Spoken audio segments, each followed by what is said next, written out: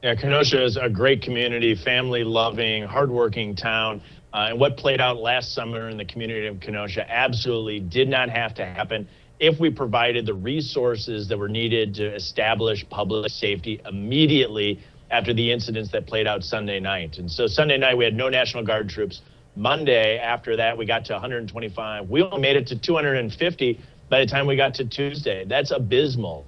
Governor of the state of Wisconsin had the opportunity to dramatically increase that force. I was on the phone with the President of the United States, President Donald Trump, on Tuesday all day. He offered assistance to our governor. Our governor turned his offer of assistance down. Bad went to worse Tuesday night, and now the jury is having deliberations based on what played out on Tuesday night. But the lesson learned is we should have never been there in the first place. And now is to look this jury to come back with their verdict in the near term, whatever the outcome is. People need to ultimately express themselves in a peaceful and law-abiding manner. There's a clear line between the First Amendment right to express yourself in criminal behavior and what we had play out in Kenosha last summer, as well as communities all across the United States, is Democratic liberal officials look the other way while criminal behavior was occurring on the streets, and the result was the destruction of property, serious bodily injury, and the loss of life across the country. None of this should have occurred, and it wouldn't have if we stood with the men and women of law enforcement, we stood for law and order, and we prevented criminal behavior from happening in the first place.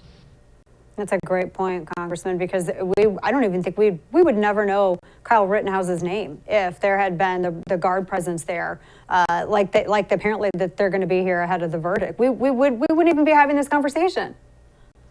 And we shouldn't be having this conversation. We should have had the resources there immediately, rather than incendiary comments by elected leaders off of a short 9-second video where they thought they knew all the facts. What we should have had was people calling for public safety, people calling for law and order, allowing people to express themselves in a legal First Amendment manner, but not allowing criminal behavior to play out. It's so essential. Now we're told we have roughly 500 National Guard troops on standby. We should have had that on the first night in Kenosha. We should have never been here in the first place.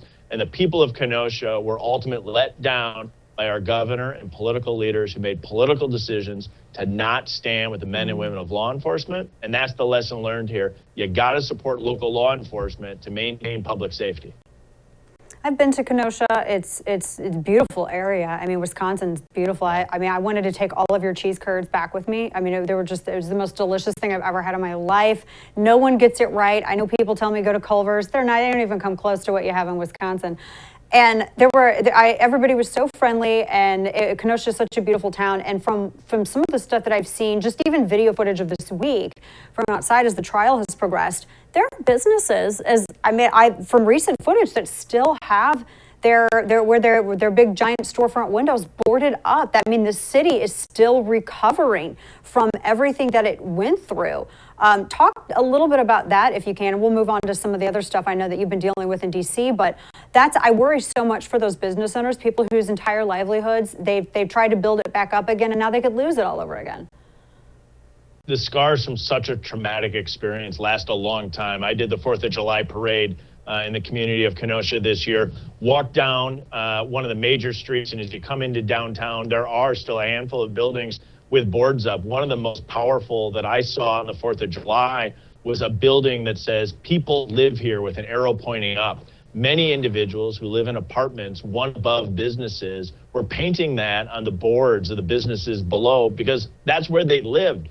That's the type of criminals that were engaging in behavior in the city of Kenosha. They were burning buildings where innocent families were living above those buildings. Overall, the community of Kenosha has come back strong. The community is coming together. There was a lot of individuals from outside the community coming in from other areas around the country who are looking to do destruction in the city of Kenosha.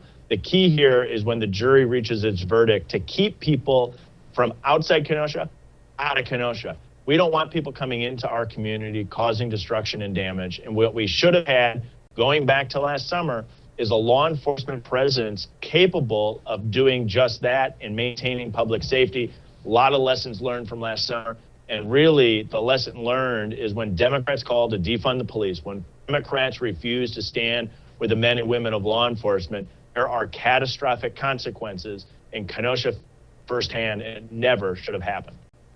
Yeah, that's a great reminder too as well. I think they said 25 or 26 of the arrests of people who are actively engaged in arson and property destruction were from California and Oregon. I was reading about that today. That is mind blowing.